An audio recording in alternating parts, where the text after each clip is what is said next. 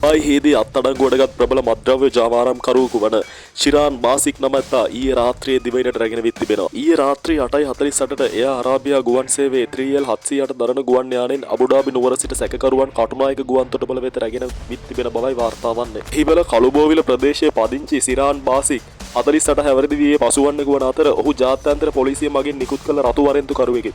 ශිරාන් බාසික් ඉකු 2018 වසරේදී එක්සත් අරාබි එමීර් රාජ්‍යය වෙත ගොස් තිබුණා. පසුගිය මැයි 26 වෙනිදා ඩුබායි පොලිසිය විසින් ඔහු අත්අඩංගුවට ගෙන තිබුණා. ඔහු ඉක්ුත් ඉරාන ඇමරිකා යුද්ධයේදී ඉරානය විසින් එක්සත් අරාබි එමීර් රාජ්‍ය වෙත පහර දීම සඳහා භාවිතා කළ ඩ්‍රෝන යානා සහ මිසයිල් වල ඡායාරූප සහ වීඩියෝ දර්ශන තම ජංගම දුරකථනයේ තබාගෙන සිටියේදී එරට ආරක්ෂක අංශ මගින් අත්අඩංගුවට ගෙන තිබූ අතර ඔහු පිළිබඳ විමර්ශන කටයුතු සඳහා ඇමරිකාව විසින් එරටට ලබා දෙන ලෙස ඉල්ලීමක්ද කර තිබූ බව වාර්තා වනවා. එමෙන්ම මොහු ඩුබායිහි දන කුවේරුවෙකු ලෙස සැඟව සිට ඇති බවයි පොලිස් ආරංචි මාර්ග සඳහන් කළේ.